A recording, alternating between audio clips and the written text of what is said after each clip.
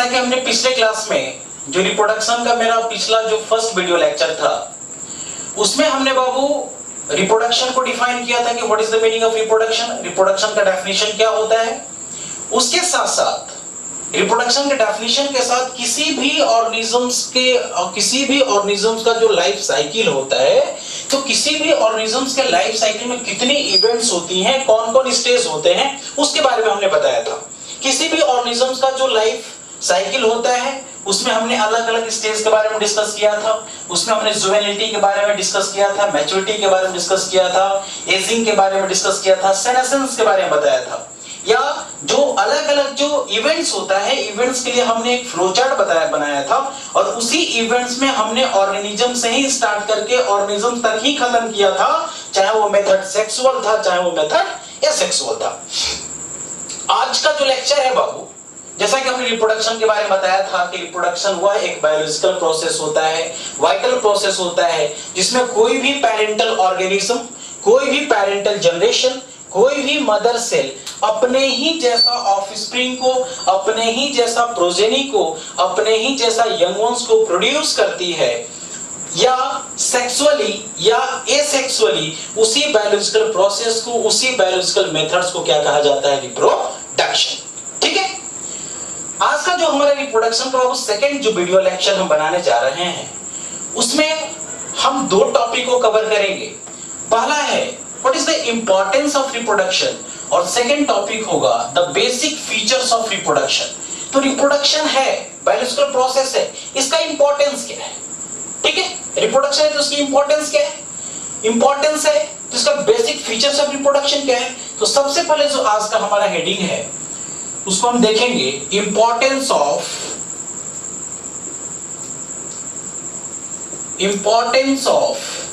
Reproduction. Reproduction biological process का क्या importance है। तो इंपॉर्टेंस ऑफ रिप्रोडक्शन बाबू जो पहला पॉइंट हमारा आता है, first point is the continuity of species. Continuity of species का मतलब क्या हुआ, रिप्रोडक्शन वह बायोलॉजिकल प्रोसेस है जो किसी भी स्पीसीज के कंटिन्यूटी को क्या करता है बताओ, मेंटेन करता है। तो अगर इंपॉर्टेंस में देखा जाए तो कंटिन्यूटी ऑफ स्पीसीज, अगर कोई भी स्पीसीज अपने जनरेशन के कंटिन्यूटी को मेंटेन करना चाहता है, 1 to 2nd generation, 2nd to 3rd generation, तो कोई भी स्पीसीज अगर अपने जनरेशन को मेंटेन करना चाहता है, कंटिन्यू करना चाहता है, तो वो इस बायोलॉजिकल प्रोसेस में पार्टिसिपेट करता है, और उसी बायोलॉजिकल प्रोसेस को कहा जाता है रिप्रोडक्शन। तो पहला अगर आपसे इंपॉर्टेंस पूछे तो होगा continuity of the species. Second की बात करेंगे, population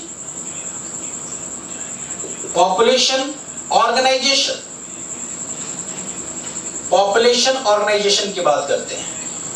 second importance of reproduction में देखा जाए पॉपुलेशन ऑर्गेनाइजेशन। पॉपुलेशन ऑर्गेनाइजेशन का मतलब क्या होता है, reproduction helps in the population organisation, मतलब ये पॉपुलेशन को ऑर्गेनाइज करने में हेल्प करता है। जैसे में किसी भी स्पीसीज का एक पर्टिकुलर पॉपुलेशन होता है, तो उस पॉपुलेशन में यंग एज के भी लोग होते हैं, एडल्ट एज के भी लोग होंगे, और ये ओल्ड एज पर्सन होंगे। ठीक है, तो जैसा कि आप जानते हो कि ओल्ड एज किस में कन्वर्ट होंगे, ओल्ड एज जुवेनिलिटी हुआ, मैच्योरिटी हुआ, एजिंग होगा, सेनेसेंस होगा, डेथ होगा। तो ओल्ड एज से कहां जाएंगे, ये डेथ स्टेज में जाएंगे, इनकी डेथ होगी। डेथ के बाद एडल्ट वाले किस में जाएंगे बताओ, ओल्ड में जाएंगे।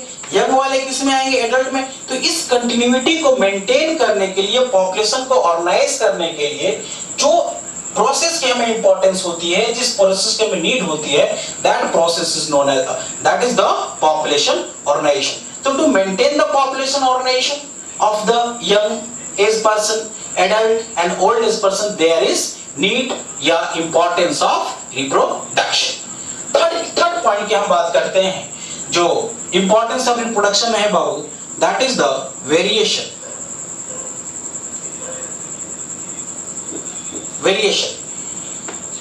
की अगर हम बात करें, ये जो बायोलॉजिकल प्रोसेस रिप्रोडक्शन है, ये किसी भी पॉपुलेशन में रिप्रोडक्शन क्या करते हैं, तो रिप्रोडक्शन introduces वेरिएशन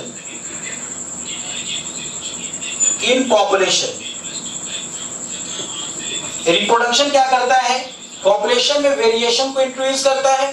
अब जैसे में आप जानते हो, जैसे मैं अभी हम बताएंगे कि जो रिप्रोडक्शन होता है उसके कितने मेथड्स होते हैं, कितने मोड्स ऑफ रिप्रोडक्शन होता है। अगर मेथड्स और मोड्स होता भी है तो किन किन बातों के ऊपर डिपेंड करता है। तो जो रिप्रोडक्शन क्या करता है, किसी भी पॉपुलेशन में वेरिएशन को इंट्रोड्यूस करता है। यह वेरिएशन किसी भी ऑर्गेनिजम्स को उस पर्टिकुलर कंडीशन में, इन्वायरमेंटल कंडीशंस में, अनफेवरेबल कंडीशन में अडैप्ट करने में हेल्प करता है। ठीक। और अगर कोई भी ऑर्गेनिज्म किसी पर्टिकुलर कंडीशन में अपने आप को अडॉप्ट कर ले जाता है, यानी उसके अंदर क्या होती है बताइए? इवोल्यूशन होता है। उसके अंदर क्या होता है बताओ? इवोल्यूशन होता है। तो थर्ड इंपॉर्टेंस अगर रिप्रोडक्शन का देखा जाए तो variation, it means reproduction introduces the variation in population. जैसे ही वेरिएशन होगा तो कोई ऑर्गेनिज्म अपने आप को किसी भी इन्वायरमेंटल कंडीशन में अडॉप्ट करेगा, और जैसे ही अडॉप्ट करेगा तो ये फाइनली किसको लीड करेगा बताओ? इवोल्यूशन को लीड करेगा। ठीक है। जो चौथा पॉइंट अगर देखा जाए इंपॉर्टेंस ऑफ रिप्रोडक्शन है बाबू, वो होगा लाइफ। ठीक है। तो अगर इस अर्थ पे, अगर ये पूरे बायोस्फीयर में अगर कोई भी लाइफ मेंटेन है तो उसके लिए कौन रिस्पॉन्सिबल है? वह biological process, that is the reproduction. तो अगर लाइफ की कंटिन्यूटी को मेंटेन करना है तो उसके लिए भी किसका इंपॉर्टेंट रोल होता है? That is the reproduction. तो ये मैंने बताया कि रिप्रोडक्शन का क्या इंपॉर्टेंस है। अब सेकंड पॉइंट हम देखेंगे। सेकंड जो टॉपिक है, basic features of reproduction. What are the basic features of reproduction? क्या होता है देखिए, रिप्रोडक्शन के अगर बेसिक फीचर्स की बात करेंगे,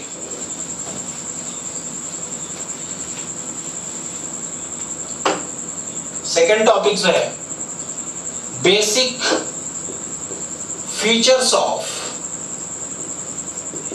reproduction. Basic features of reproduction. Basic features of अगर रिप्रोडक्शन देखा जाए, what are the basic characteristic feature of reproduction? क्या विशेष लक्षण होते हैं? तो सबसे पहले इसमें होता है, अब बेसिक फीचर ऑफ रिप्रोडक्शन में किसकी बात करेंगे? All modes of reproduction. All modes of reproduction, जितना भी मोड ऑफ रिप्रोडक्शन होता है उसका बेसिक फीचर क्या होता है? तो बेसिक फीचर में होता है पहला point, synthesis of RNA, protein and other biomolecules or biochemicals। अगर रिप्रोडक्शन का बेसिक फीचर देखा जाए तो उसमें पहला पॉइंट आता है synthesis of RNA, protein and other biomolecules या बायोकेमिकल्स। ठीक है। सेकंड पॉइंट अगर देखेंगे फीचर्स ऑफ रिप्रोडक्शन में, इसमें होता है सिंथेसिस ऑफ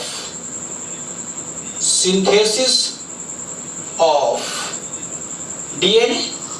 इनके बनने के बाद किसका फॉर्मेशन होगा? डीएनए का सिंथेसिस होगा, या इसको कहते हैं DNA replication.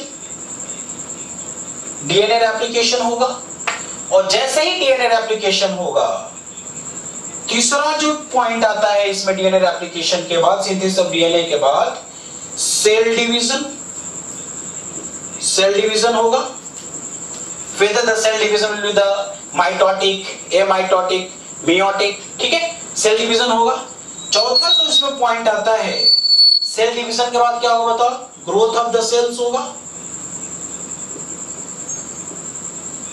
Growth of sales, जैसे ही ग्रोथ ऑफ सेल होगा, इसके बाद जो पांचवा यूनिट होगा, पांचवा जो पॉइंट होगा हमारा इसमें, after the growth of cell will be formation of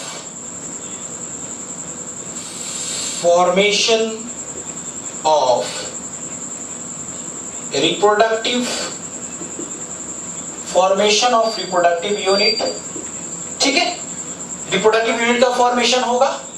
और जो सिक्स्थ पॉइंट होगा बेसिक फीचर्स ऑफ रिप्रोडक्शन बाबू, वो होगा फॉर्मेशन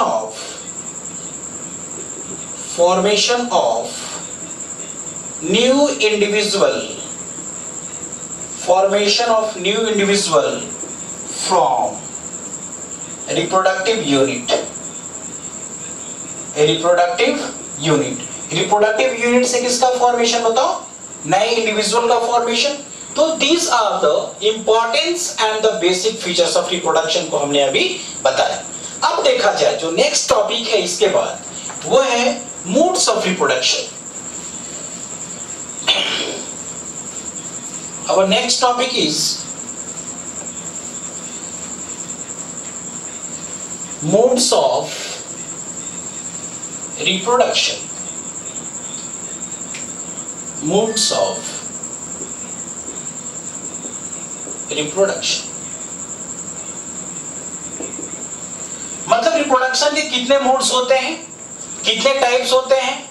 तो जो रिप्रोडक्शन का बाबू जो टाइप्स होता है, जो मोड्स होता है, जनरली हम दो पढ़ते हैं। एक होगा asexual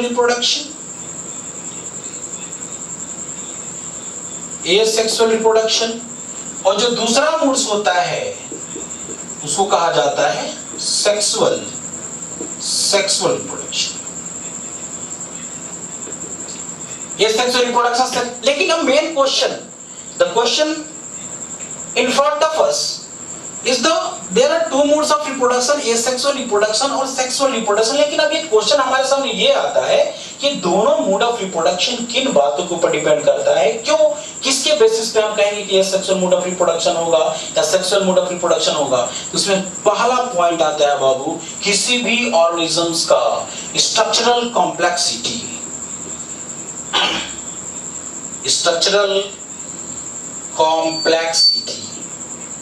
Structural complexity determines or defines the mode of reproduction, whether it may be the asexual or sexual। जितने भी organisms with the simplest body design, जिनकी body design simple होती है, complex नहीं होती है, वो asexual में participate करते हैं। जिनका body का design, body का structure जितना complex होता है, वो sexual reproduction में participate करते हैं। तो structural complexity के basis पे हम ये बताएंगे कि modes of reproduction कौन होगा। Second अगर point देखा जाए, second physiology of an organism. किसी भी ऑर्गेनिज्म का फिजियोलॉजी क्या है, ठीक है। तो इंटरनल फिजियोलॉजी जो होता है वो भी डिटरमाइन करता है कि रिप्रोडक्शन का मोड कौन सा होगा। फिजियोलॉजी की बात करें बाबू, तो what is the meaning of physiology. अगर मैं फिजियोलॉजी के बारे में बताऊं, देखिए लास्ट में क्या लगा है, यहाँ पे लॉजी लगा है ना। हमने बताया था किसी भी वर्ड के लास्ट में अगर लॉजी लगा होगा तो ग्रीक वर्ड लॉगस से मिलके बनेगा और उसका मतलब टू स्टडी होता है। तो फिजियोलॉजी दो वर्ड से मिलके बना है, physis plus logos. Physiology is made from two words, physis plus logos. यहां पे फिजिस का मतलब होता है नेचर एंड लॉगस का मतलब होता है, लॉजी से बना है लॉगस, ठीक है, सॉरी लॉगस से बना है लॉजी। और ये लॉगस का मतलब होता है टू स्टडी करना, मतलब नेचर के बारे में स्टडी करोगे तो व्हाट इज द फिजियोलॉजी। तो फिजियोलॉजी इज, अब जैसे मैं क्लास 10th में एक चैप्टर है लाइफ प्रोसेसेस। तो फिजियोलॉजी होता क्या है, तो फिजियोलॉजी बायोलॉजी का वह ब्रांच होता है जिसमें हम लोग लाइफ प्रोसेसेस के बारे में स्टडी करते हैं। तो physiology is that branch of biology in which we study about the life processes. और what is the meaning of life processes? Life processes are all those basic activities, all those fundamental activities which are essential for survival of an organism, ठीक है। किसी भी organism के survival के लिए जितनी भी बेसिक एक्टिविटीज होती हैं, वो सारे के सारे बेसिक एक्टिविटीज को क्या कहा जाता है, लाइफ प्रोसेसेस होगा। चाहे वो न्यूट्रिशन हो, चाहे रिस्पायरेशन हो, चाहे एक्सक्रीशन हो, चाहे कंट्रोल एंड कोऑर्डिनेशन हो, चाहे ट्रांसपोर्टेशन हो, चाहे मेटाबॉलिज्म, जितनी भी बेसिक प्रोसेसेस होती हैं उन सारे के सारे बेसिक प्रोसेस बाबू लाइफ प्रोसेस कहा जाता है। और बायोलॉजी का वह ब्रांच जिसमें हम लाइफ प्रोसेस के बारे में स्टडी करते हैं उसे क्या कहते हैं, बताओ, फिजियोलॉजी। तो किसी भी ऑर्गेनिज्म का इंटरनल फिजियोलॉजी डिटरमाइन करता है कि मोड ऑफ रिप्रोडक्शन उसका एसेक्सुअल होगा कि मोड ऑफ रिप्रोडक्शन उसका सेक्सुअल होगा। यहां पे हम आपको बताना चाहते हैं कि लाइफ में life process is made here also, you can see here life processes. तो लाइफ प्लस प्रोसेसेस, लाइफ क्या चीज है, तो लाइफ जो है एक cell based complex system of molecules है। अगर आपसे पूछे लाइफ क्या है, तो life is a cell based complex system of molecules. बहुत सारे मॉलिक्यूल्स का कॉम्प्लेक्स सिस्टम है, सेल के ऊपर बेस्ड है लाइफ। लाइफ किसके ऊपर बताओ? सेल के ऊपर बेस्ड है। बहुत सारे मॉलिक्यूल्स का एक कॉम्प्लेक्स सिस्टम है जहां पे हमेशा केमिकल रिएक्शंस होती रहती हैं, and the sum of all the chemical reaction is known as the metabolism. और जितनी भी केमिकल रिएक्शंस होती हैं, इन सारे के सारे केमिकल रिएक्शन की वजह से किसी भी ऑर्गेनिज्म का ग्रोथ होता है, डेवलपमेंट होता है, सेलुलर ऑर्गेनाइजेशन होता है, रिस्पॉन्सिवनेस होता है। ठीक है, तो this is the physiology of an organism also determines the mode of reproduction. जो तीसरे पॉइंट की हम बात करेंगे बाबू, जो थर्ड पॉइंट होगा, किसी ऑर्गेनिज्म का habitat. Habitat of an organism. Habitat का मतलब अगर हिंदी में देखा जाए तो उसको निवास स्थान कहते हैं। निवास स्थान, कोई भी ऑर्गेनिज्म पर्टिकुलरली कहां पाया जाता है? एरियल होगा, आर्बोरियल होगा, एक्वेटिक होगा, एम्फीबियंस होता है ना, ठीक है, कर्सोरियल होता है, फजोरियल होता है। ठीक है, तो habitat also determines the mode of reproduction in an organism. तो हमने आपको अभी 3 चीजों के बारे में बताया कि इंपॉर्टेंस ऑफ रिप्रोडक्शन क्या है, बेसिक फीचर्स ऑफ रिप्रोडक्शन क्या है, रिप्रोडक्शन के अगर 2 मोड्स होते हैं तो वो किन किन बातों के ऊपर डिपेंड करता है, ये मैंने बताया। अब देखिए जो रिप्रोडक्शन का जो मोड्स है उसके बारे में देखते हैं।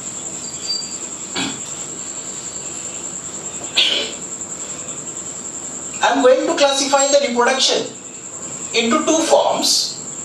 One is the asexual and another is the sexual reproduction.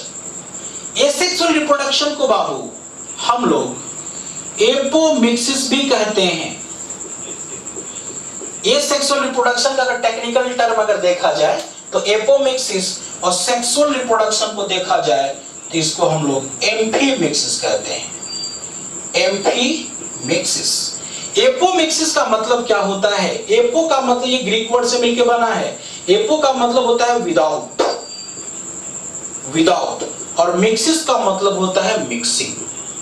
मतलब बिना गैमेट के मिले, बिना गैमेटिक फ्यूजन के अगर किसी भी ऑर्गेनिजम्स का फॉर्मेशन हो तो उसको कौन सा रिप्रोडक्शन कहेंगे बताओ? एसेक्सुअल रिप्रोडक्शन कहेंगे।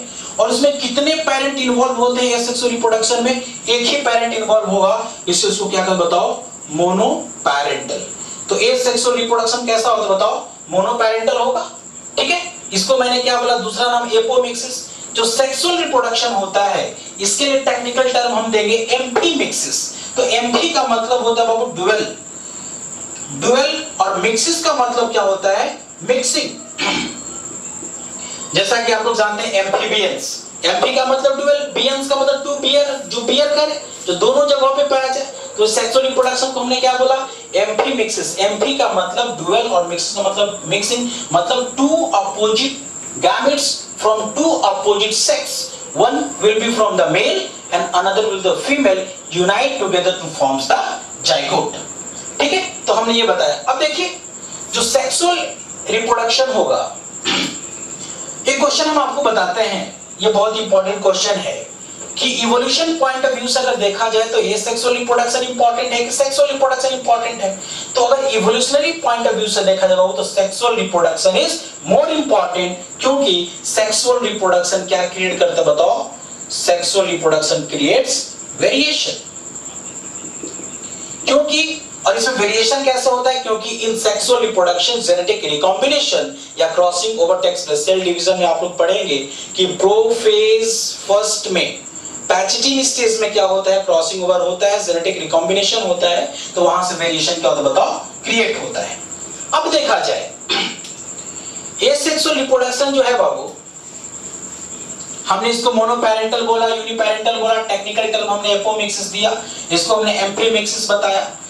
अब एसेक्सुअल रिप्रोडक्शन का टाइप्स देखा जाए, देखिए तो sexual reproduction is classified into 2 forms. First one is the syngamy and second one is the parthenogenesis. Syngamy की अगर हम बात करेंगे, सेक्सुअल रिप्रोडक्शन को किन बेसिस पे हमने 2 पार्ट में बांटा?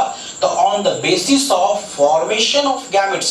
गैमेट्स तो बनेगा ही बनेगा, लेकिन अब गैमेट्स तो बनेगा ये तो कंफर्म है, लेकिन गैमेट्स फ्यूज करेगा कि नहीं करेगा? तो अगर गैमेट्स फ्यूज करते हैं तो उसके लिए मैंने क्या टर्म बताओ? सिनगैमी। तो सेक्सुअल रिप्रोडक्शन को हम दो पार्ट में बांटेंगे on the basis of fusion of gametes. अगर गैमेट्स फ्यूज करते हैं तो उसको मैंने क्या बोला, सिन गैमी बोला।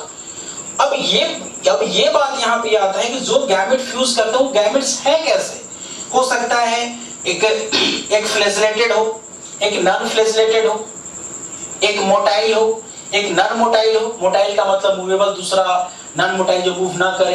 एक हो सकता है साइज में बड़ा हो, एक साइज में छोटा, एक साइज में बड़ी हो, नॉन मूवेबल हो, साइज में छोटा हो, मूवेबल हो, ठीक है ना। तो एक हो सकता है जो दोनों फ्यूजन गैमेट्स हैं साइज में एकदम सिमिलर हो, आइसोगैमेट्स हो, ठीक है। डिसिमिलर हो, एनाइसोगैमेट्स हैं। Female gametes larger, non motile, male gamete small motile, oogamers हो, ठीक है। तो सेक्सुअल रिप्रोडक्शन को भी हम दो पार्ट में क्लासिफाई करते हैं, एक होता है सिनगैमी और दूसरा होता है parthenogenesis. Parthenogenesis is also a mode of sexual reproduction, क्योंकि इसमें गैमेट तो बनता है लेकिन गैमेटिक फ्यूजन नहीं होता है। जो फीमेल गैमेट होती है डायरेक्टली कन्वर्ट करके किसमें, नए ऑर्गेनिजम्स को डेवलप करती है। और ये जो पार्थिनोजेनेसिस होता है बाबू, इसके भी अलग अलग टाइप्स पढ़ने होते हैं, हम आगे इसको पढ़ाएंगे। ह्यूमन रिप्रोडक्शन जब देखेंगे तो सेक्सुअल रिप्रोडक्शन बारे में बताएंगे। इसमें आपको देखा जाए तो इसमें नेचुरल पार्थिनोजेनेसिस होता है, आर्टिफिशियल पार्थिनोजेनेसिस होता है, कंप्लीट पार्थिनोजेनेसिस होता है, इनकम्प्लीट पार्थिनोजेनेसिस होता है, एम्फीटॉकी होता है, थाइलोटॉकी होता है, अरिनोटॉकी, वो बात की बात है। तो सबसे पहले हम सेक्सुअल रिप्रोडक्शन, जब ह्यूमन रिप्रोडक्शन देखेंगे तो आप डिटेल में इसके बारे में देखेंगे। अभी हम आपको एसेक्सुअल रिप्रोडक्शन पर फोकस करते हैं। देखिए, जो एसेक्सुअल रिप्रोडक्शन है इसके कितने टाइप्स होते हैं।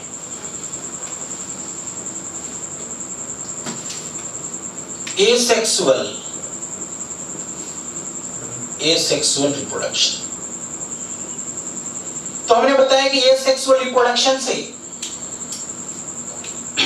ये मोनोपेरेंटल होता है। जितने भी ऑफस्प्रिंग बनेंगे, द ऑफस्प्रिंग और the progeny form from the asexual reproduction are morphologically and genetically, the offspring or progeny formed from asexual reproduction are morphologically and genetically similar। ये जो भी बनेंगे ये कैसे बताओ, morphologically and ये genetically कैसे होंगे बताइए, morphologically and genetically ये similar होंगे। and the offspring produced during the asexual reproduction are morphologically and genetically similar among themselves and also to their parents। ये आपस में तो मॉर्फोलॉजिकल जेनेटिकल सिमिलर होते ही हैं, उसके साथ साथ ये पेरेंट के भी होते हैं। और जितने भी ऑफस्प्रिंग एकदम एग्जैक्ट कॉपी होते हैं, ब्लूप्रिंट होते हैं पेरेंट के, उनको एक साथ कहा जाता है बाबू, क्लोन्स कहा जाता है। उसको क्या कहते हैं बताओ, क्लोन्स कहते हैं। बहुत सारा होगा, बहुत ज्यादा होगा नंबर में तो क्लोन्स, लेकिन अगर एक इंडिविजुअल की बात करें तो उसको हम लोग रैबिट्स कहते हैं। क्या कहते हैं बताइए, रैबिट्स। ये बहुत इंपॉर्टेंट क्वेश्चन है। Offspring produce during the asexual reproduction are morphologically and genetically identical to the parents, they are the blueprint of the parents, hence they are known as the clones and the single individual is known as the rabbits. अब इसमें देखा जाए जो asexual reproduction है, इससे कितने types होते हैं, कितने टाइप्स हमें पढ़ने हैं। तो देखिए, अगर टाइप्स देखा जाए बाबू तो इसमें हमें पढ़ना है, इसमें पढ़ना है फिजन। फिजन बताएंगे डिटेल में। फिजन का मतलब होता है कोई भी पैरेंटल सेल, कोई भी मदर सेल अगर ये करस्पॉन्डिंग डॉटर सेल में स्प्लिट करती है तो उसी फेनोमेन को क्या कहा जाता है बताइए, फिजन कहा जाता है। अब ये जो फिजन है, ये फिजन दो प्रकार का होता है। एक होता है बाइनरी फ्यूजन,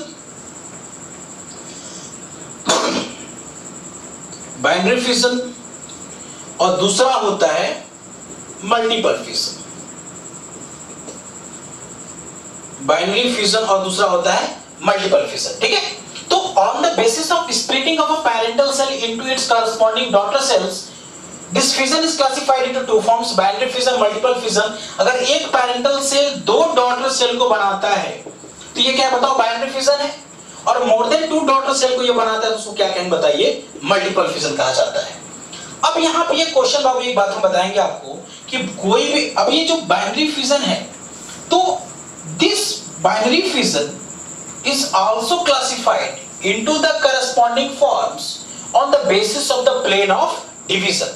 कोई भी ऑर्गेनिज्म जो भी प्रोजेनी है और किस प्लेन से हम उसको डिवाइड करेंगे तो कितने पार्ट में होगा। देखिए बाइनरी फिजन में देखा जाए इसके अलग अलग करस्पॉन्डिंग टाइप्स होते हैं। एक होता है एसिमेट्रिकल और इरेगुलर बाइनरी फिजन। एसिमेट्रिकल और इरेगुलर बाइनरी फिजन, दूसरा इसको हम लोग सिंपल बाइनरी फिजन भी कहते हैं। दूसरा देखा जाए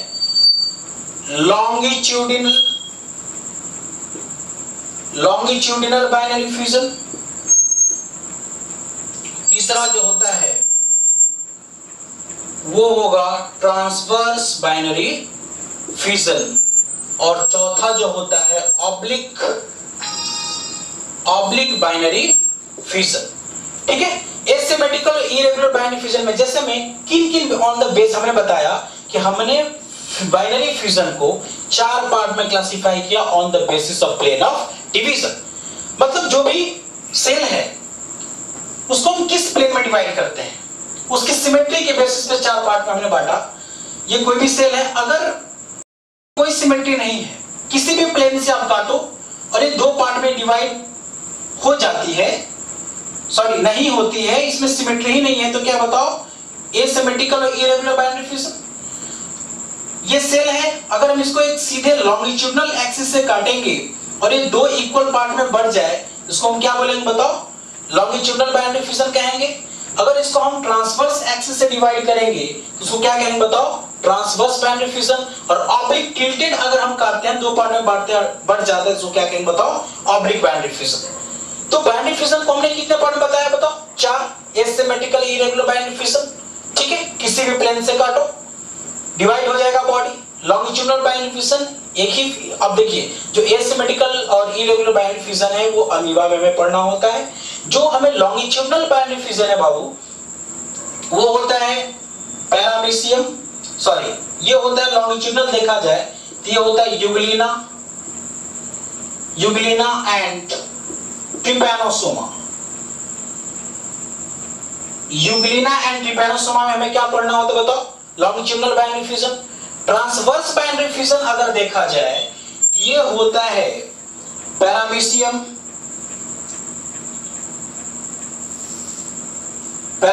में होगा, प्लेनेरिया में होता है, ठीक, बैक्टीरिया में होता है एंड डायटम्स में होता है।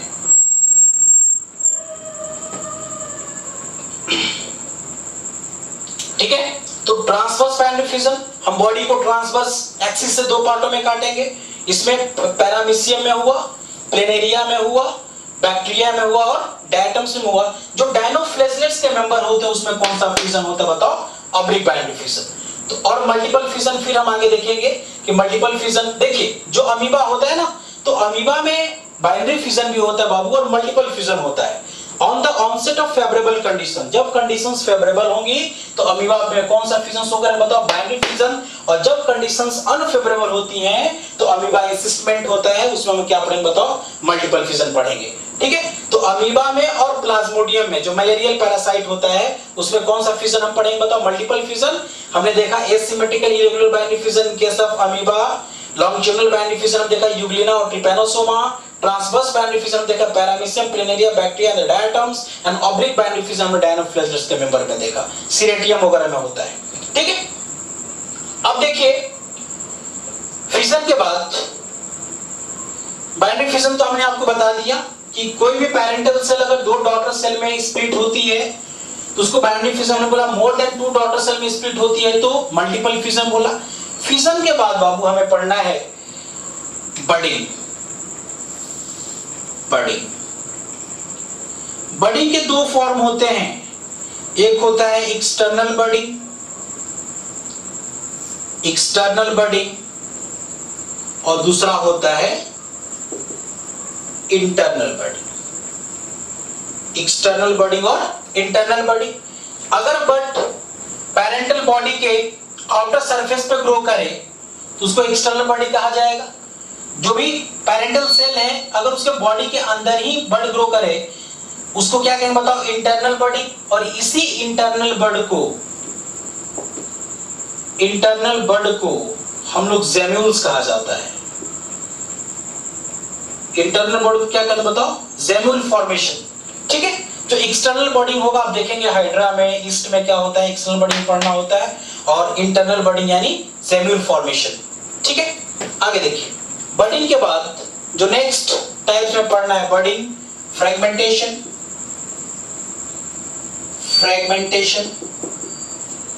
उसके बाद फिजन मैंने बताया, बडिंग बताया, फ्रेगमेंटेशन, उसके बाद रीजनरेशन,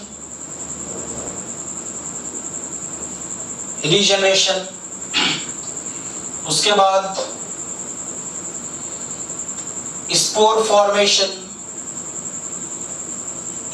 फॉर्मेशन, बताएंगे कैसे जू स्पोर या प्लेनोस्पोर का फॉर्मेशन होता है, या इसी को कहा जाता है स्पोरुलेशन। ठीक है, और एक और जो मोड ऑफ एसेक्सुअल रिप्रोडक्शन हमें पढ़ना है वो होगा बाबू वेजिटेटिव प्रोपेगेशन या वेजिटेटिव रिप्रोडक्शन। छठवां देखा जाए तो वेजिटेटिव प्रोपेगेशन या वेजिटेटिव, इसको हम लोग क्या कहते बताओ, रिप्रोडक्शन कहा जाता है। वेजिटेटिव प्रोपेगेशन या वेजिटेटिव रिप्रोडक्शन, इसमें जो एसेक्सुअल रिप्रोडक्टिव यूनिट होती हैं उनको वेजिटेटिव प्रोपेग्यूल्स कहा जाता है, वेजिटेटिव प्रोपेग्यूल्स। ठीक है, तो प्लांट के केस में अगर देखा जाए, प्लांट के केस में अगर एसेक्सुअल रिप्रोडक्शन देखा जाए तो उसको वेजिटेटिव प्रोपेगेशन या वेजिटेटिव रिप्रोडक्शन कहा जाता है, क्योंकि नए प्लांट के इसमें फॉर्मेशन होगा। अब ये देखा जाए जो वेजिटेटिव प्रोपेगेशन और वेजिटेटिव रिप्रोडक्शन है ये तीन चीजों में होगा, एक तो स्टेम में होगा, एक रूट में होता है, और एक हमें लीफ में पढ़ना है। स्टेम में देखा जाए, स्टेम को तीन पार्ट में हम क्लासिफाई करेंगे, अंडरग्राउंड स्टेम, अंडरग्राउंड स्टेम में देखा जाए जिसमें तीन एग्जांपल होगा, ट्यूबर, राइजोम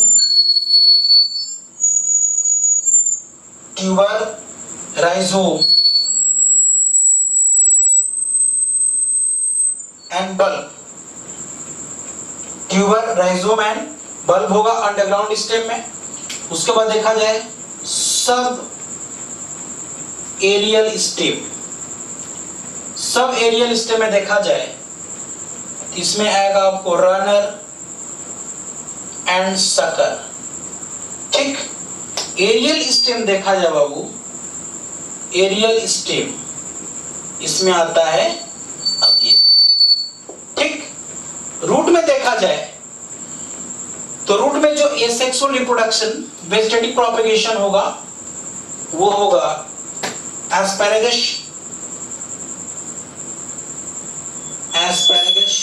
एंड डहेलिया में। और लीफ में जो केस स्टडी हमें पढ़ना है दैट इज द ब्रायोफिलम। ठीक है, तो ये हमें किसके बारे में पढ़ना बताओ, एसेक्सुअल रिप्रोडक्शन के टाइप्स के बारे में पढ़ेंगे, फ्यूजन पढ़ेंगे, फ्रेगमेंटेशन पढ़ेंगे, बडिंग पढ़ेंगे, रीजनरेशन पढ़ेंगे। ठीक है, स्पोरुलेशन पढ़ेंगे, वेजिटेटिव प्रोपेगेशन, वेजिटेटिव रिप्रोडक्शन। जो सेक्सुअल रिप्रोडक्शन होता है क्लास जो एपीएमटी का 6th यूनिट है, यानी क्लास 12th का जो फर्स्ट यूनिट है बाबू, उसका सेकंड चैप्टर है sexual reproduction in flowering plant. उसमें हम सेक्सुअल रिप्रोडक्शन देखा जाएगा। लेकिन जो सेक्सुअल रिप्रोडक्शन होता है, सेक्सुअल रिप्रोडक्शन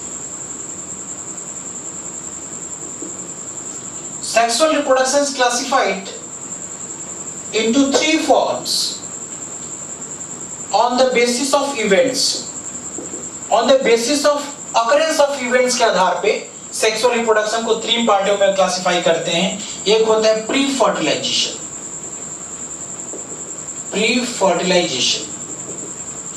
क्योंकि सेक्सुअल रिप्रोडक्शन में फ्यूजन ऑफ गैमेट्स तो होगा ही, ज़ाइगोटिक फॉर्मेशन होगा ही, प्री फर्टिलाइजेशन। दूसरा देखा जाए फर्टिलाइजेशन, और तीसरा देखा जाए post fertilization. Pre fertilization, fertilization, post. Pre fertilization यहां पे देखो नाम से ही क्लियर है, प्री का मतलब होता है बिफोर, और fertilization in fusion of gametes. Fusion of gametes मैंने बताया था, 2 टेक्निकल टर्म बताया था, साइटोगैमी होता है, प्लाज्मोगैमी होता है, कैरियोगैमी होता है।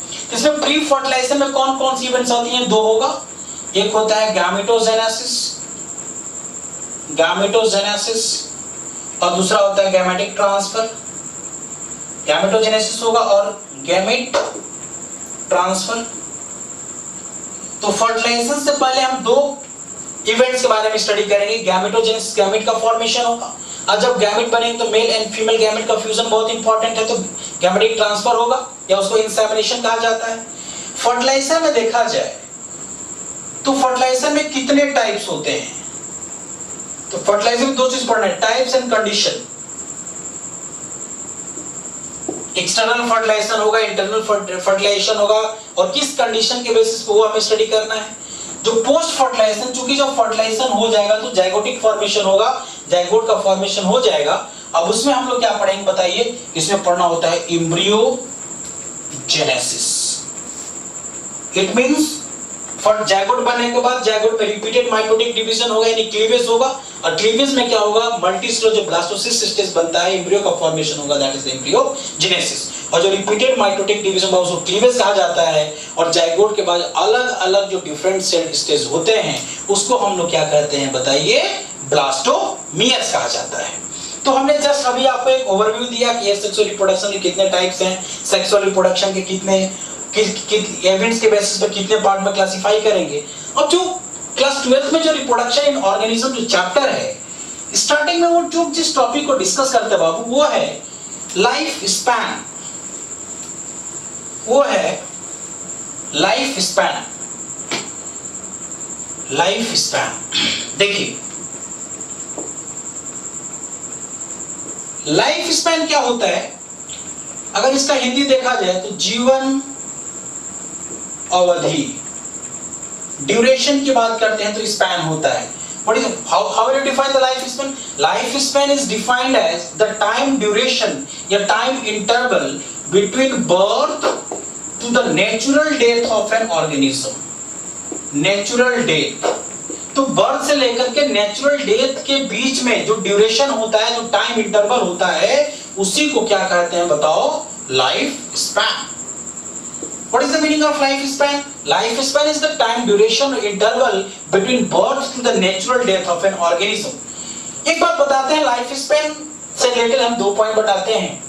लाइफ स्पैन जो होता है remains constant for the same species but it varies from species to species। मतलब जो लाइफ स्पैन है बाबू, वो किसी एक स्पीसीज के लिए कांस्टेंट होता है, लेकिन स्पीसीज टू स्पीसीज क्या करता है? ये वेरी करता है।